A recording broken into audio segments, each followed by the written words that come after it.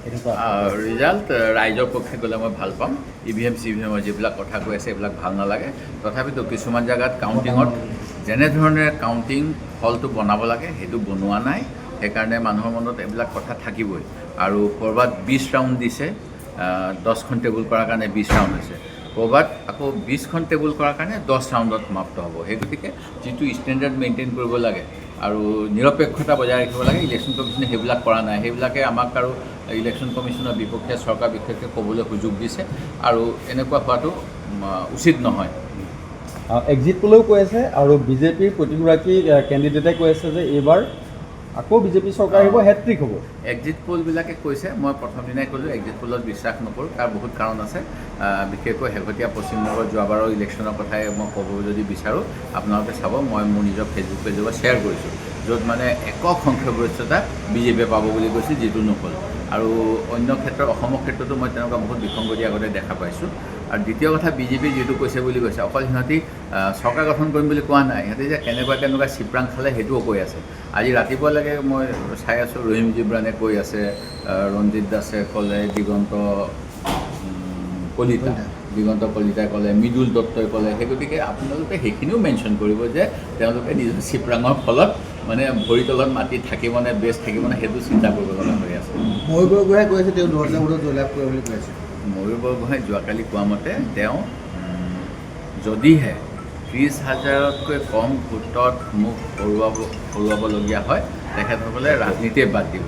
অৰ্থাৎ তেখেতে কোৱা মতে তেখেতে 30,000তকৈ বেছি ভোটত ব্যৱধানত জয়লাভ কৰিব। মই এনেকুৱা কথা নকওঁৱেই, মই ইমান মানে মদগৰ্বিতাও নাই, হেৰিও নাই, মই জানেই মই আৰু মাটিৰ লগত থাকোঁ। মাটিৰ মানুহে মোক কৈছে আপুনি জয়লাভ কৰিব, মই তাতে সন্তুষ্ট। কাৰণ এটা ভোটত জিকাও জিকা, লাখ ভোটত জিকাও জিকা। লাখ ভোটত বহিলে মোক কিবা ইয়াতে অধ্যক্ষই গোটেই বেঞ্চখন দি দিব নেকি? ঠেকা ঠেকিকৈ 3জন বহিব লাগে বা 4জন বহিব লাগে। সেই গতিকে এইটো কোনো ভেলুৱে নাই মোক। আপোনাৰ সমষ্টিটো অসুবিধা হৈছে নেকি আপোনাৰ? মোৰ একো অসুবিধা হোৱা নাই। মোৰো তাতে ভগৱানে কৰাত যিবিলাক চিপৰাং আছিলে বিজেপিয়ে লৈ গ'ল নিৰ্বাচনৰ আগত, সেইকাৰণে চিপৰাং নোহোৱাৰ কাৰণে একদম ধুনীয়া, মানে মোৰ তাতে যেনেকৈ যি পাব লাগে মই সেইবিলাক পাই আছোঁ। আজি এখন বৈঠক হ'ব আপোনালোকৰ? হয়, তাতো যথেষ্ট আলোচনা হ'ব। এতিয়া কি চৰকাৰ গঠনক লৈ আলোচনা হ'ব? নহয়, এইবিলাক কি হ'ব ময়ো নাজানো, এজেণ্ডাখন নাজানো। মই এতিয়া আমাৰ দিল্লীৰ যিসকলে আমাক সহায় সহযোগিতা আগবঢ়াইছিল, পৰামৰ্শ দিছিল, তেখেতসকল আহিব। আমি তেওঁলোকক ধন্যবাদ দিব লাগিব ভালকৈ পৰিচালনা কৰাই দিয়াৰ কাৰণে। কিজানি ধন্যবাদ সূচকে হ'ব। আপোনালোকৰ চৰকাৰ কাৰ আহিব বুলি ভাবে? চৰকাৰ ৰাইজৰ মানে কংগ্ৰেছৰ। কাৰণ বিজেপিয়ে যি ভিজন ডকুমেণ্টত দিছিলে, আপুনি চাওকচোন ভিজন ডকুমেণ্টত দিয়া কোনখিনি কথা তেওঁলোকে মানিলে।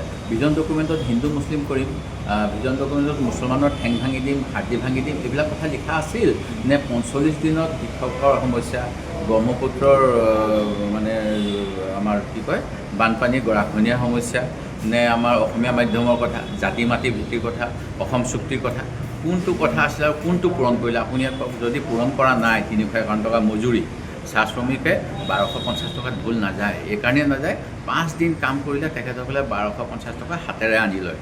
আৰু সেই 1250 টকা 4 গুণ 5 গুণ কৰি তেখেতসকলে নাতি পুতিলৈকে চলায় বাগানত। সেই গতিকে মুখ্যমন্ত্ৰীয়ে যিবিলাক বেনিফিচিয়াৰী স্কিম দিলে, আমাৰ দিনতো দিছিল। গগৈ ছাৰৰ দিনত আমি ঘৰ দিছিলোঁ, কৃষি সঁজুলি দিছিলোঁ, কাঠ মিস্ত্ৰীৰ কাৰণে সঁজুলি দিছিলোঁ, আমাক কিন্তু ৰক্ষা নকৰিলে। সেই গতিকে অকল সেইটোৰ ওপৰত নিৰ্ভৰ কৰাটো মুখ্যমন্ত্ৰী মহোদয়ে জানে ভুল। কংগ্ৰেছ চৰকাৰ আহিলে আপোনাৰ মন্ত্ৰিত্ব দিলে নিশ্চয় ল'ব? মোক যিহকে দিয়ে তাকে ল'ম, আৰু একো নিদিলেও মই থাকিম। কংগ্ৰেছটো এৰি যোৱাৰ কথাই নাই। আৰু ডক্টৰ কি বিচাৰিব? সেইবিলাক মোৰ লগত এইবিলাক নচলে না। মই কৈছোঁৱে না, মোক একো নিদিলেও মই কংগ্ৰেছী, আৰু দিলেও কংগ্ৰেছী। আপোনাৰ নাজিয়ে কংগ্ৰেছৰ দুৰ্গ অক্ষুণ্ণ ৰাখিব, 100% থাকিব। কাৰণ মোৰ যিবিলাক চিপৰাং সেইবিলাক ভাৰতীয় জনতা পাৰ্টীয়ে লৈ গ'ল। মই সুখী, যিকেইজনক লৈ গ'ল সেইকাৰণে বিৰাট সঁচা কথা কৈছোঁ। আপুনি বিচৰা বাতৰি পাব কেৱল নিউজ 18 এপত। নিউজ 18 এপ ডাউনলোড কৰিবলৈ স্কেন কৰক এই QR কোড। গুগল প্লে ষ্টৰতো পাব এই নিউজ 18 এপ।